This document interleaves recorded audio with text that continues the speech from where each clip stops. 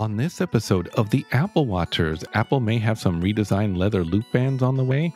Apple Watch fall detection credited with saving an unresponsive Arizona man. Apple Music joins wider industry Blackout Tuesday awareness campaign. Apple acquires machine learning startup Inductiv Inc. Apple warns looters with stolen iPhones, you're being tracked. All this, our picks, tips, and much more. This is episode number 27.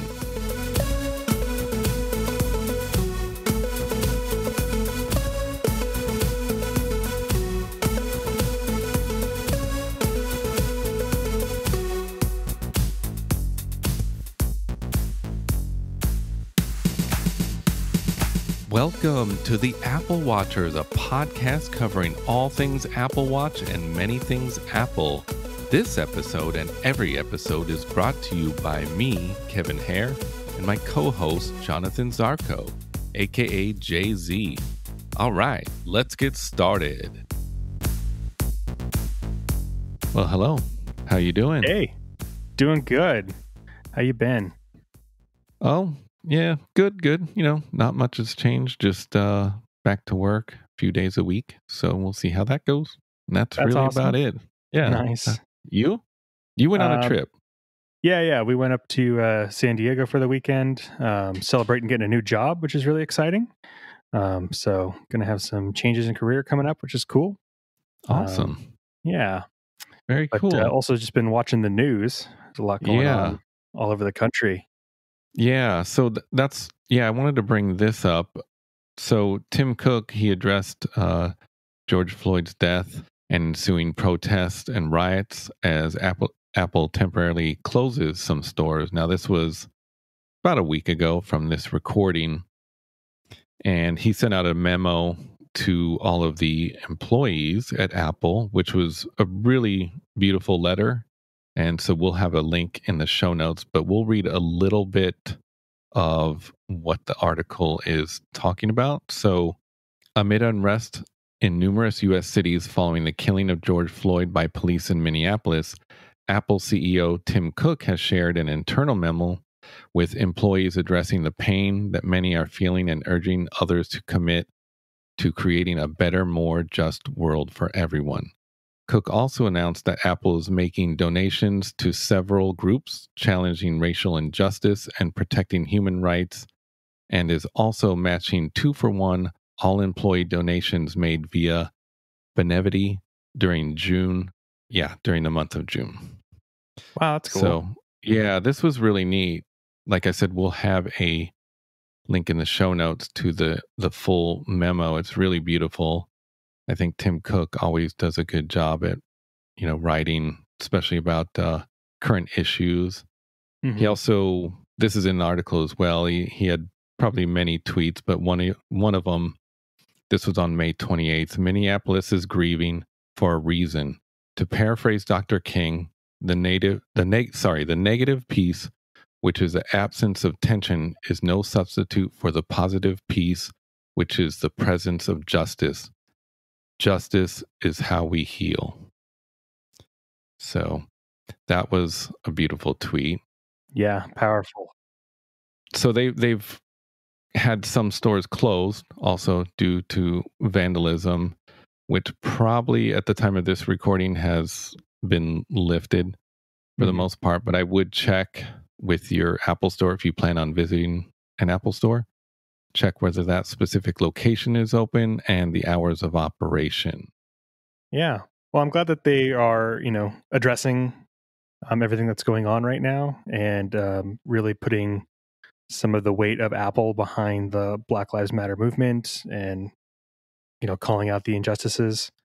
It's cool to see that, this company cares about people, wants to make an impact. So makes you feel good being able to support it. Yeah, this was really, really great work on behalf of Tim Cook. Like I said, he always jumps in kind of, with current events. So it was really great. And we'll actually have a story related to this coming up a little bit later and what they did with Apple Music on a few days after that memo. So, well, why don't we get into some Apple Watch quick stories. So did you, let's backtrack a little bit. Did you finish that activity challenge for World Environment Day? That was on June 5th. And that was, you were supposed to stand. And as it turns out, because we discussed it on the last episode, we were unsure of what it was going to entail, but you did need to stand for a minute every hour for 12 hours. Yes. And I don't know if it had to be consecutive, but I was successful. I did get it, and it was a consecutive 12 hours. So that was pretty good. But it was all based off of like just my normal course of the day. Because you pinged me like sometime during the day, like, hey, are you doing it? And I had already had 10 hours. So I was like, yes, I'm so close. Yeah. Yeah. I think I pinged you later in the day. Mm-hmm. What's interesting, though, is I didn't get an alert when I got it. I had to go back the next day and look at my activity, and then I could see the award there, which was really cool.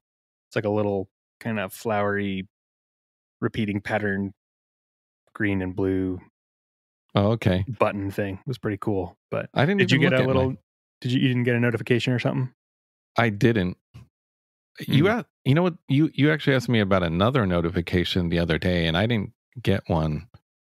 Yeah, for the challenge. Yeah, I didn't get that either. To put that in here. So for June, their activity challenge for the month is to do so many minutes of activity every day. Except that I think they used the activity average from your previous month as like this basis for it, and just added like 10 or 15% on top of that.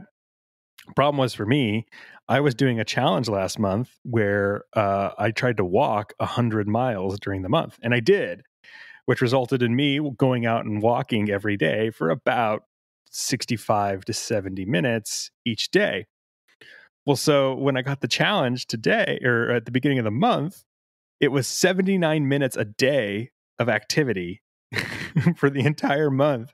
It's like an insane number of actual minutes to actually get. And I was like, I have to basically walk around for an hour and 20 minutes every day to make this. That doesn't seem fair, especially when my target is still only 30 minutes.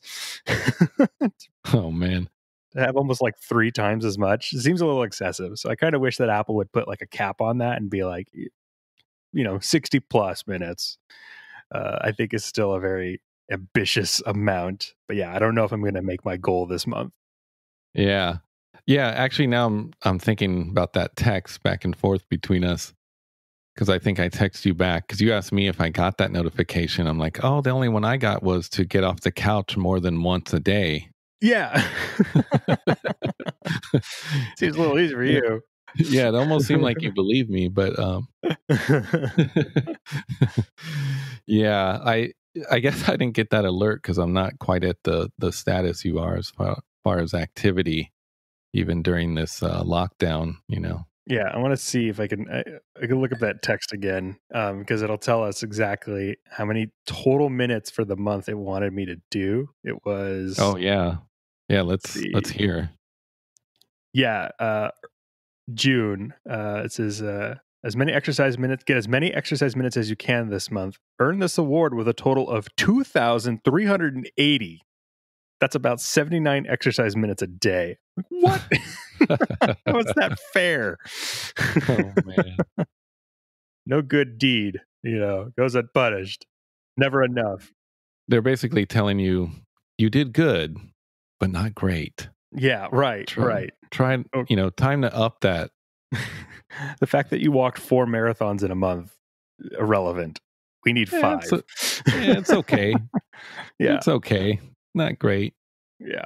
That's funny. Well, moving on.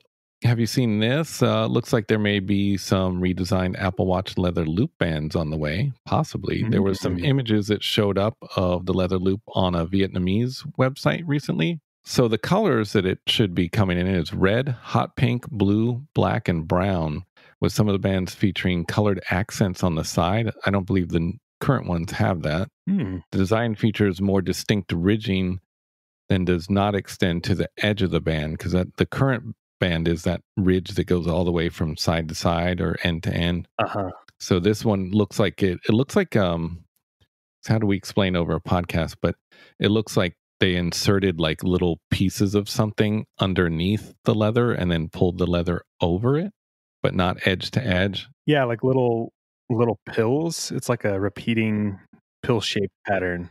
Yeah, it looks like they put pills under leather and then just pull, kind of heated them down or whatever they do to make that mold. They look like something from Star Wars, actually, to be honest. Yeah. So this one's a little different in certain features too. So the current leather loop fastens with a loop style closure, similar to the Sport Loop. And the new model attaches to the wrist magnetically. It states that the bands come in 44 millimeter, and they're not sure whether there'll be a 40 millimeter version because the current leather loop is limited to the larger watches, so the 44 and the 42 millimeter. It states too that the bands appear to feature waterproofing properties that make them suitable for wider range of activities than the current leather loop bands. And they also have a sportier, more casual look to them. I guess I would say what you said, more of a Star Wars look to them, not a. It doesn't look sporty to me, but it does look very Star Wars. And there's no word on when these bands might launch. I like them. I mean, I'm wondering that probably those little pill shapes near the bottom, or at the ends of the loops, probably have the magnets in them, and then that looks like when you are wrapping it around, it kind of fits within its own ridges. And so that's probably helping it stay together and closer, because you have a little bit of like resistance since the pills are kind of nestled in between each other. The red is a little bit more of like a dark burgundy. Granted, it's a leather. That's kind of nice. And the black looks nice too. I'm looking at my own watch here. Like, what do I want? So yeah, I don't know. I might actually look at this, pull trigger on this because I have the Milanese, the metal Milanese right now, and the fact that this is waterproof means it might be good for like working out. If it's get a little sweaty, it's easy to kind of clean off. So yeah, I do not own any of those leather loop bands. I don't recall the price offhand, but they're a little pricey. Mm-hmm. And I haven't got any knockoff versions. Not my favorite style of watch band, and I actually dislike the ones in this article a little worse. Not your style. Yeah.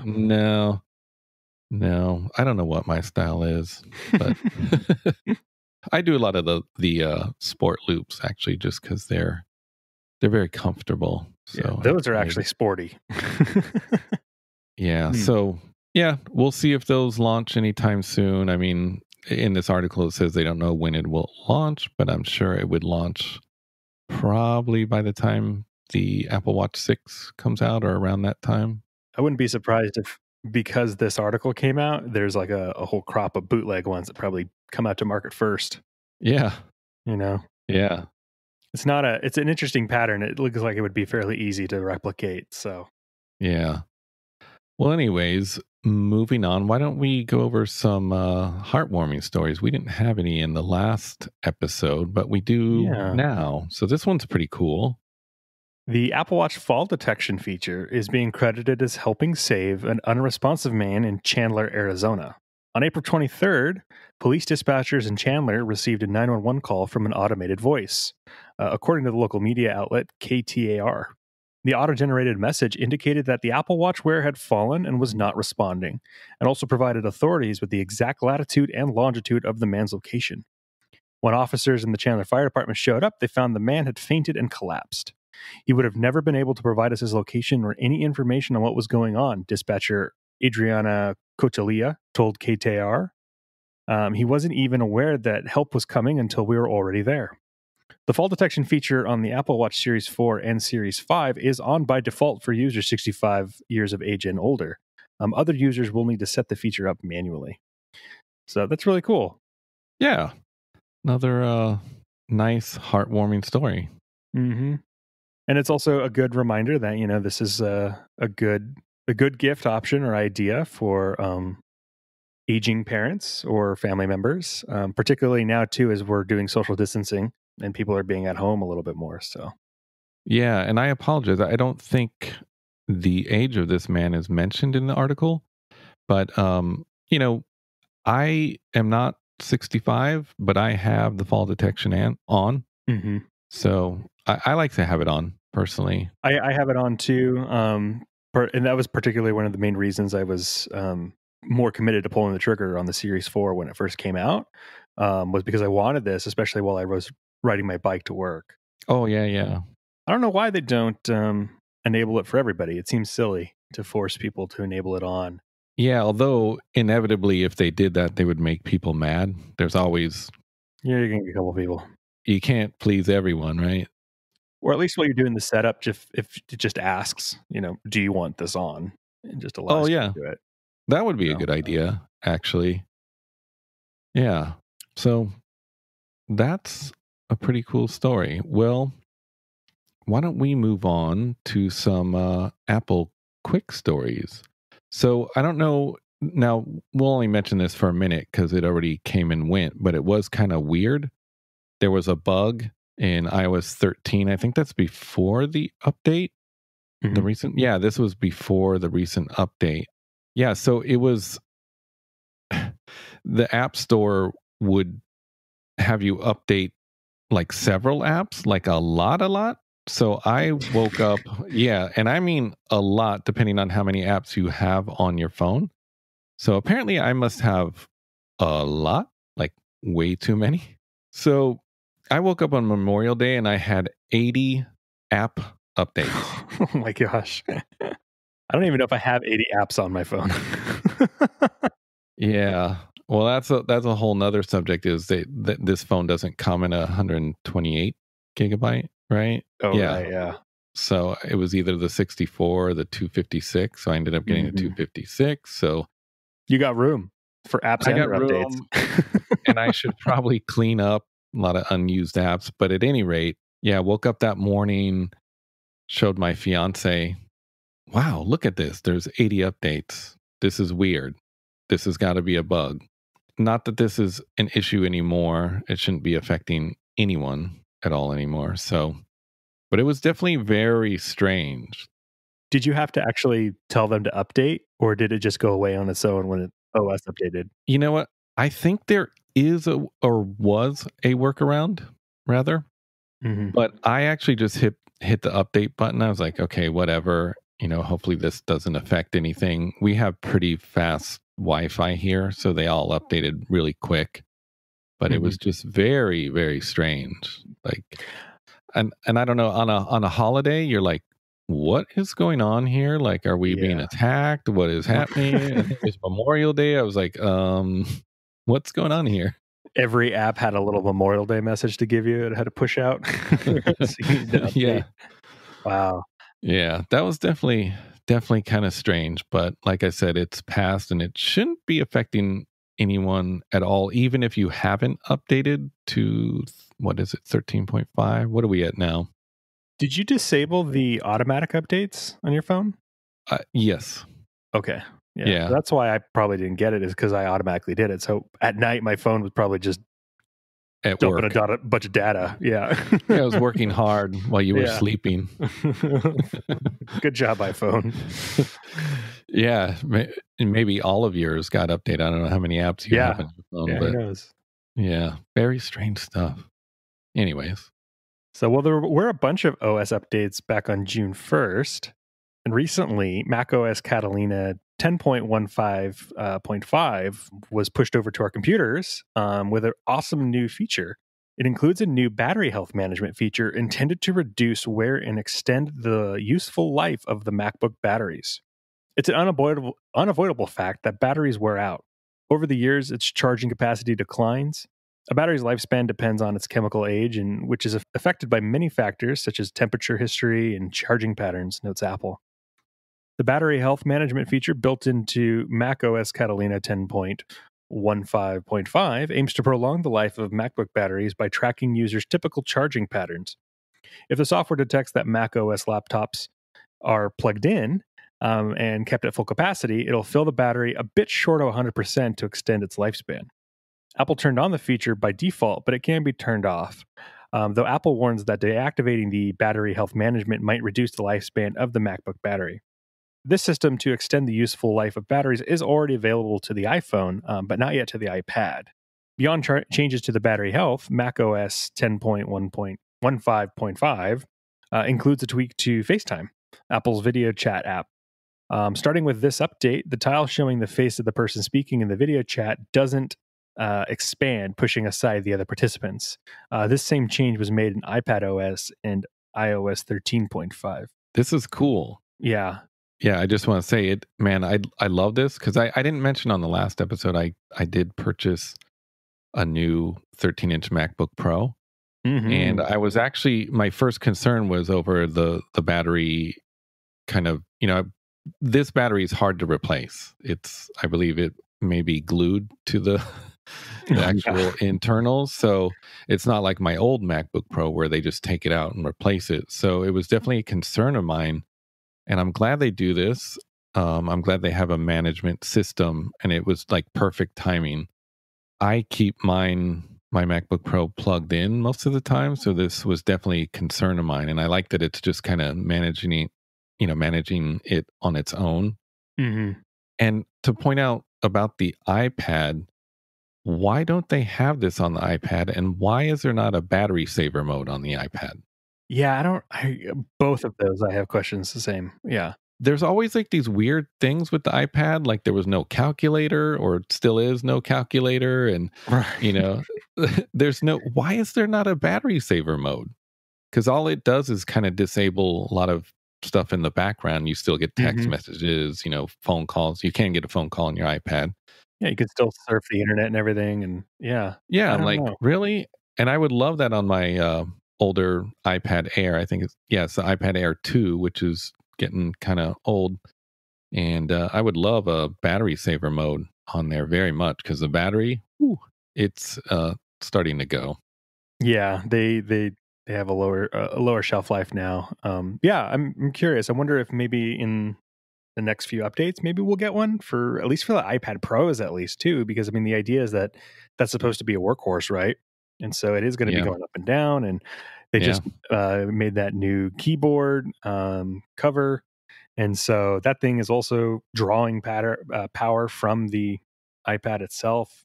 Yeah, I would be interested in seeing some kind of management tool like this also integrated. But for sure, it's such a weird thing that it's not on the iPad.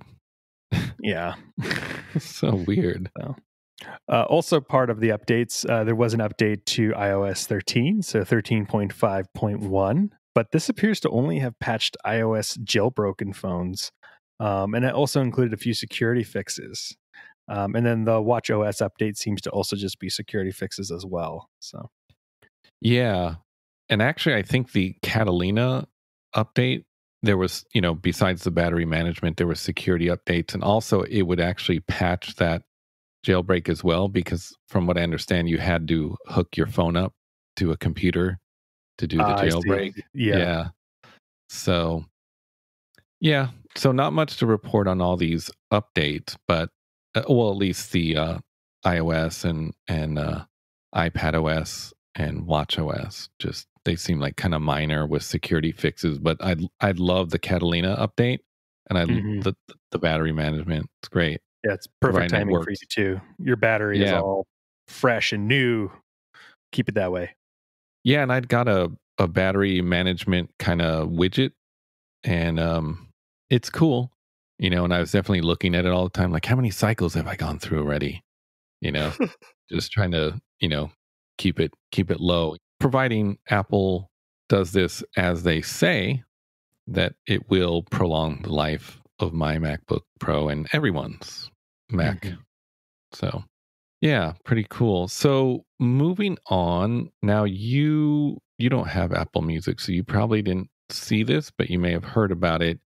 But Apple Music, they had joined a wider music industry Blackout Tuesday awareness campaign with an app takeover. This was really, really neat. So me and my fiance, we have the family plan with Apple Music. And so on Tuesday, June 2nd, Apple Music did their Blackout Tuesday campaign to raise awareness for Black Lives Matter in the wake of the Minneapolis resident George Floyd being killed whilst under police arrest.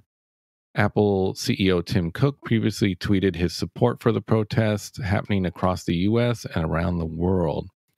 So, what they did on that day, Apple Music canceled its usual Beats One radio, which is usually a different show every few hours or every hour, depending on the show. Mm-hmm. And it was directing all iOS and macOS users to a single streaming station that celebrates the best in Black music. Oh, cool. Yeah, it was amazing. I think I mentioned to you that I didn't discover it till late in the day, and I was so bummed. Yeah. So bummed. They played a lot of great music, like really, really great music. I kept kind of adding songs to my collection. Yeah, it was really cool. It would be neat. I'll get back to the article, but it was really neat to see them do this. And I wish they would kind of maybe have another station, like this that just kind of did that 24 hours a day. Yeah. I don't know what type of work it would entail, because I don't know if it was personally people picking or songs, but the songs were incredible, and it covered the gamut, to current artists that are R&B artists, hip hop artists, and also older eras as well. So it was really, really great. So let me get back to the article though. As far as Apple Music is concerned, the services for you and radio tabs have been stripped back to focus on a single playlist called For Us, By Us, featuring Black artists. Users could access their own music library and search the Apple Music catalog as normal. There was also a live streaming station with the idea that all Apple Music users can listen to the same music simultaneously. The radio stream is periodically interjected with a voiceover that says, "This moment calls upon all to speak and act against racism. We stand in solidarity with Black communities everywhere." The show must be paused is an initiative being adopted across the music industry. For instance, many labels are not releasing new music this week. That was last week, actually, and instead donating and raising awareness for Black communities.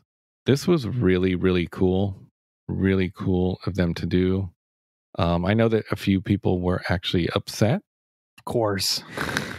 But, yeah, but you can't please anyone. So it is what it is, and it was only one day. It was really cool. Really cool.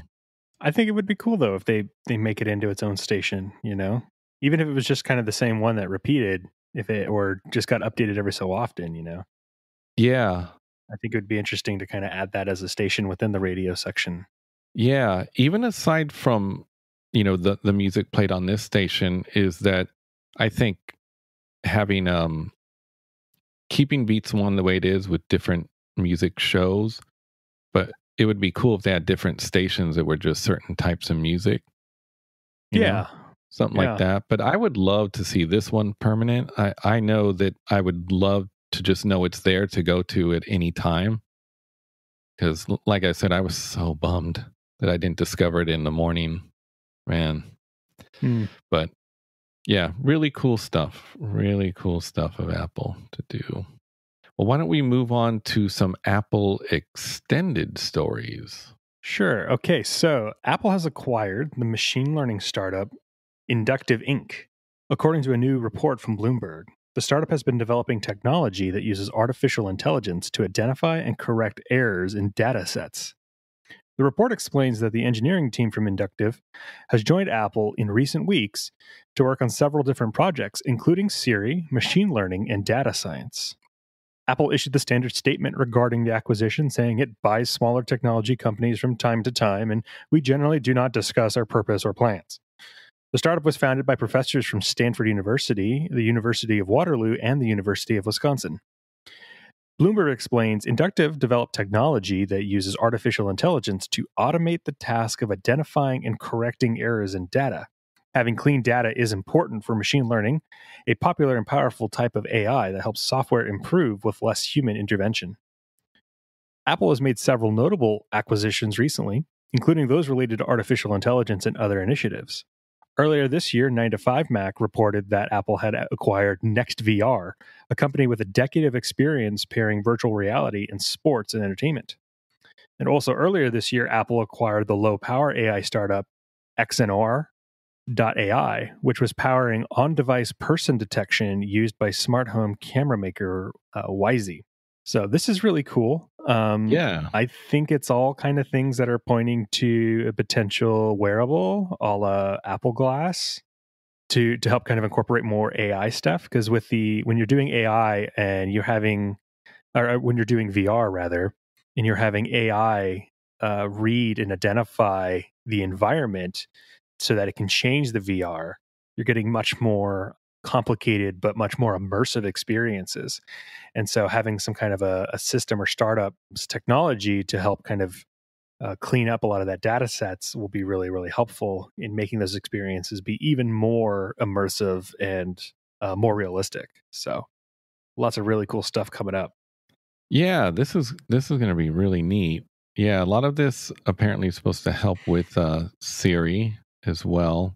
Mm-hmm. And the thing I'll point out though is that they keep mentioning all these technologies to help Siri, and it doesn't seem to be helping enough yet. But I don't know. iOS 14 is Imminent.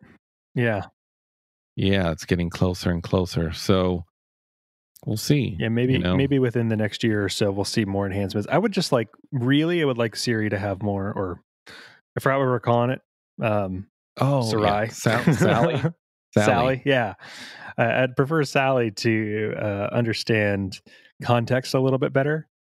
I'd like to be able to ask a question and then have a follow up on it instead of having to kind of repeat myself. So, like, Sally, I need directions to blank a blank.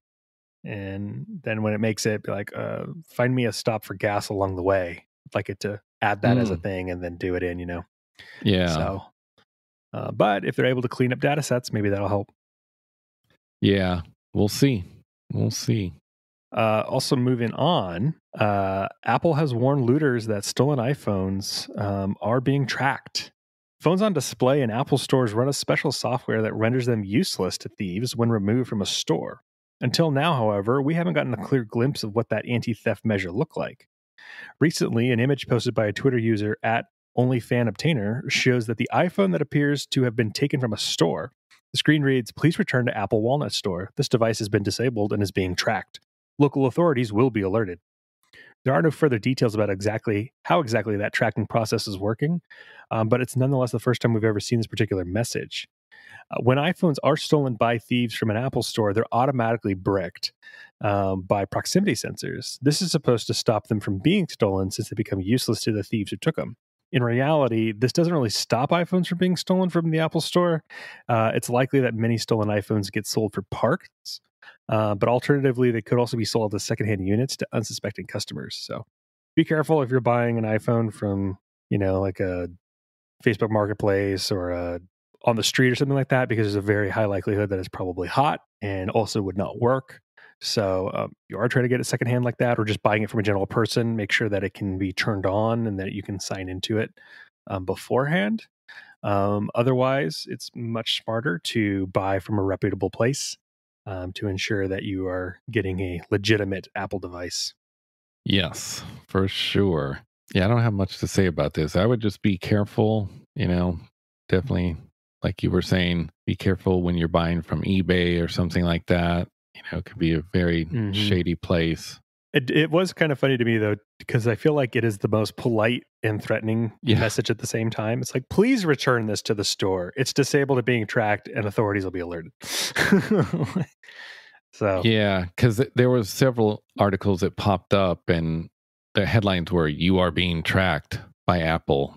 So I think they were definitely kind of mad and polite at the same time. Mm-hmm.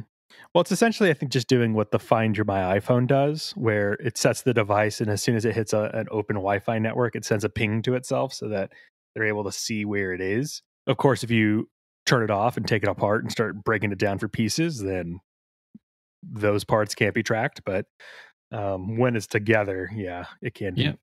Likewise, though, if you turn it off or you just don't have it connected to anything, then there's no data points being sent out. So.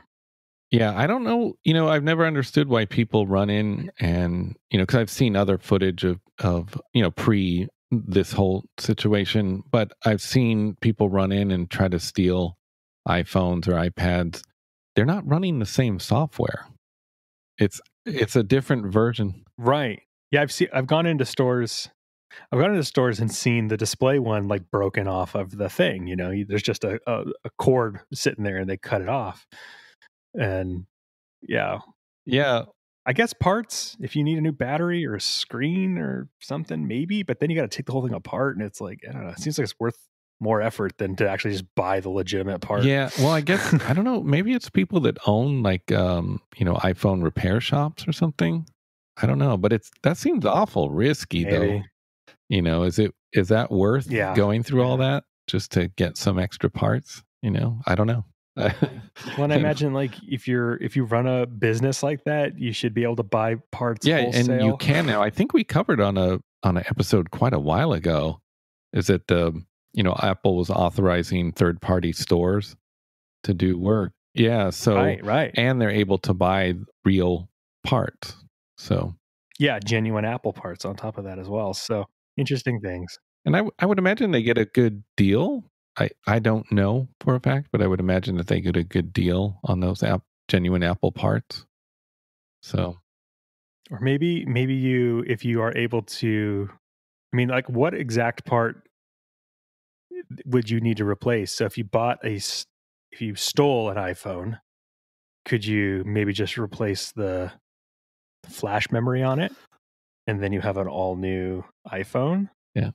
Maybe that's kind of the plan. Like they buy or they steal a bunch of those pieces and they just install new memory on it. And then all of a sudden you have an iPhone for $30 as opposed to $1,000. Yeah, I don't know. You would almost think though that let's say you replace some internal parts, you're real savvy at, doing that sort of thing. And you're replacing the internal parts. I would think that Apple's iOS software would be able to detect certain part changes. Yeah, at a certain point. I don't know.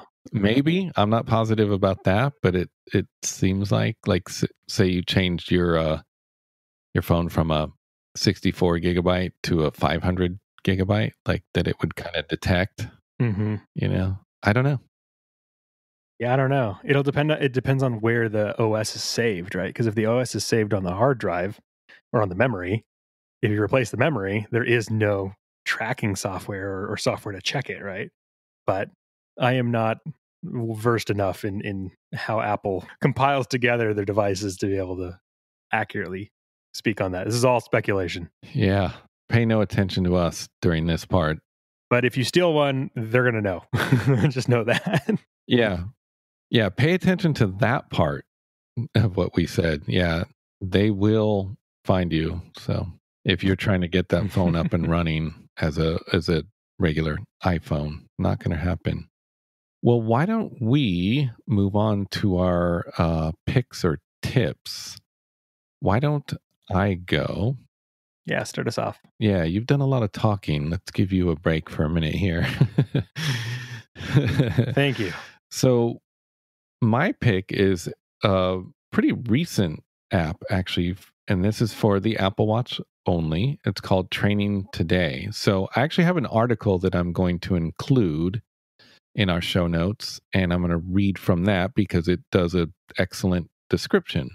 This Apple Watch landed in the Apple Store on May 28th to let you know when your body is responding to exercise, help prevent injury and overtraining, and when the optimal time to train is. So Training Today is the first and foremost an independent Apple Watch app, but there is a companion iPhone app to check out your current recovery score and learn more about how it works. Training Today uses the heart rate variability, HRV, data that the Apple Watch measures along with a special calculation to create your readiness to train, called RTT, score that ranges from 1 to 10. Along with the RTT score, the app gives cues like you are ready for peak performance, you can push hard, keep it a little easier, and give your body some time to recover.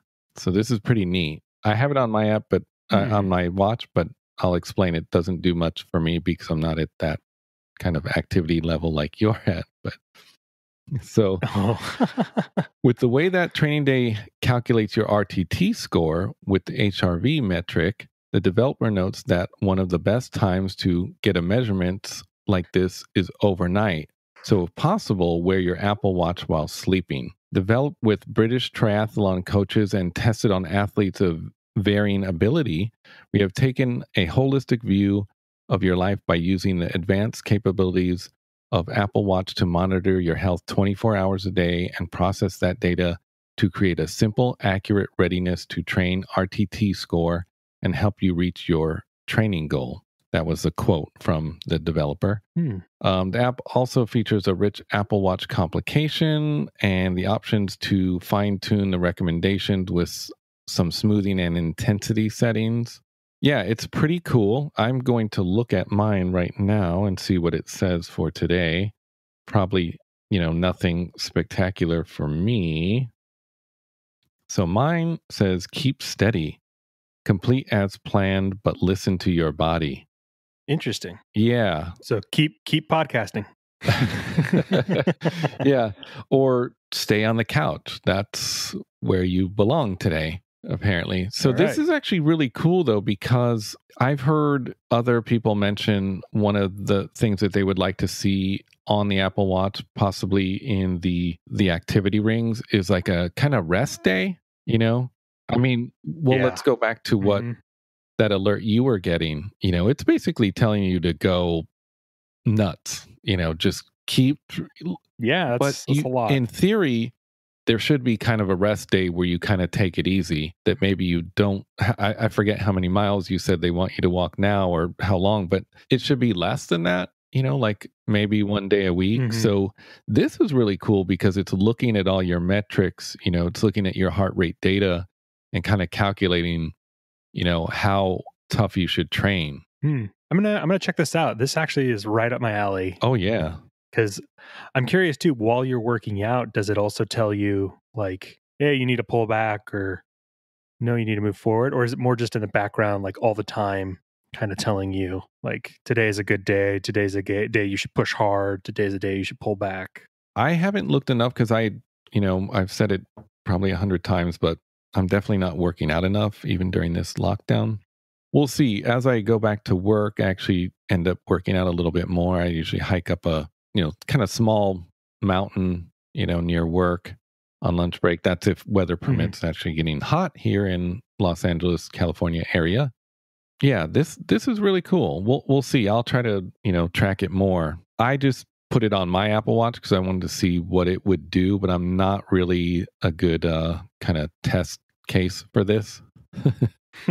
So, but yeah, you should get it and give it a try. I didn't mention it is free. Yeah, and it's also ad free. Even better. Yeah, so that's awesome. Definitely, if you're a person that works out a lot, I would definitely give this a try. It's easy on the pocketbook because it's free. Yeah, cool stuff. So, do you have a tip or a pick? I got a tip today. So, with people at home, I'm sure you guys have encountered when you have a spouse or a roommate or another family member who is trying to do some work and you're just trying to relax and watch TV, or maybe vice versa. Maybe you're trying to get work and you got some kids that are trying to, watch some show or something. And if you need to do a video call or something, you now have all this extra background noise that's coming in, or maybe it's even harder for you to focus because you can hear the background noise of like the kids and stuff watching TV. You can actually connect your AirPods to an Apple TV. So to do this, you just insert your AirPods into their case with the lid open, hold that little small white pairing button on the back of the case until the status light flashes. And then in the Apple TV, go to the settings menu, select remotes and devices, Bluetooth option. From there, you can actually choose AirPods from the list of devices being displayed. And all of the audio from any of the applications that you choose on your Apple TV at that point then will come through your AirPods. So this has been great for me because I will go and watch a show or something, and my wife will be working. And this way she can have meetings and things like that. And there's not, Sopranos or something going on in the background. Likewise, if I'm doing some like learning, some kind of e-learning or something, I can actually have it being mirrored from a phone or from my iPad to the Apple TV. I have the Apple TV set up to display the audio back to my headphones. And so now I'm able to watch and mirror whatever that thing on my device was on the larger screen while still being able to hear it through my headphones. So this has been really good, especially so if you guys have like an application or some kind of a like a service or something that, you know, even like a workout app, if you think about it that way, and you know, you can only watch the workout thing through your device, but you want to mirror it to your TV. But you don't want all that extra audio coming through. You can still have it paired to your headphones and playing that audio through. So I found it super helpful. I thought maybe you guys would too, especially with everything going on right now and everyone being home. Yeah, very cool. There's actually another case for this. This actually came up in this household, and it it applies to us. Well, you and I were here during the lockdown recording one of our previous episodes, and it was, I think, a little later, right? Like in the evening, and my fiance wanted to watch TV. She wanted to stream Apple TV. And I said, you know, you can pair the AirPods to the Apple TV. That way you can just watch TV right in the other room next to us here. And it'll be totally fine. Like it won't come through the wall. Our walls are like paper here. Yeah. She actually didn't end up doing it, but I'm like, you can. What, you know, if you want, just watch TV and have the AirPods. It'll sound great too. You know, you won't hear the sound of the planes that fly over our apartment and all that. But yeah, she chose not to that day. But it was actually in some cases it might be better because you can do the noise cancellation. Oh, yeah. You know, so you can hear your TV. So if you got a bunch of outside noise and stuff, you know, leaking into the house as well, there you go. Yeah. You know what I wonder? Can you? I don't know if you'll know this because I sure don't. But I wonder if you can pair more than one set at the same time. I doubt it, right? I haven't tried because I don't think it can pair. Yeah, I wonder. but there's a way to share, like to pair multiple headphones to your phone, though, to share. Yeah, that's what I was going to say. I wonder because I could have swore, that there's a way to do it on the iPhone. I wonder if there's a way to do it on the Apple TV because that would actually be great.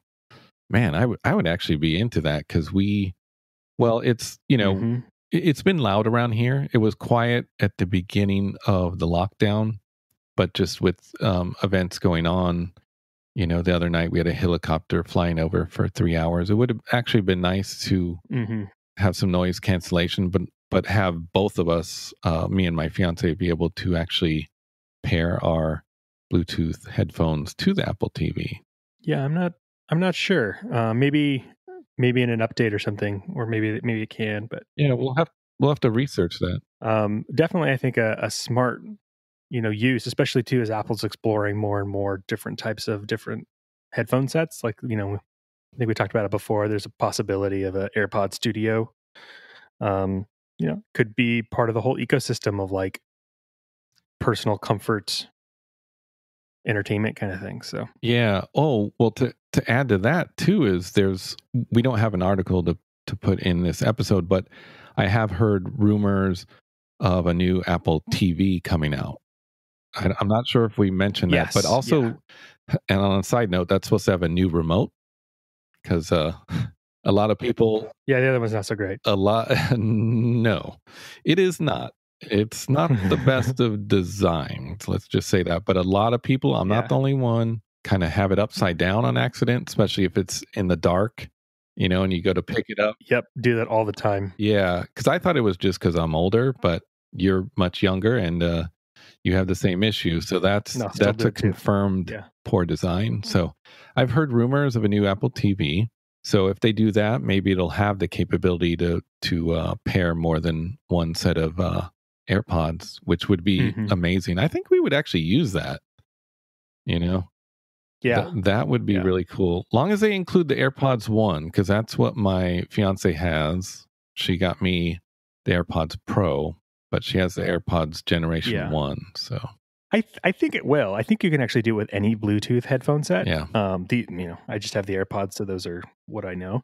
And once I've paired it once, I can just pop them in now, and typically it will find the AirPods as an option and let me select it. It doesn't automatically switch like you know, like my phone and my computer. If I have my headphones in and I start, you know, talking with you, if I'm doing FaceTime with you on the phone, and then I switch over and start playing music, it'll automatically carry over.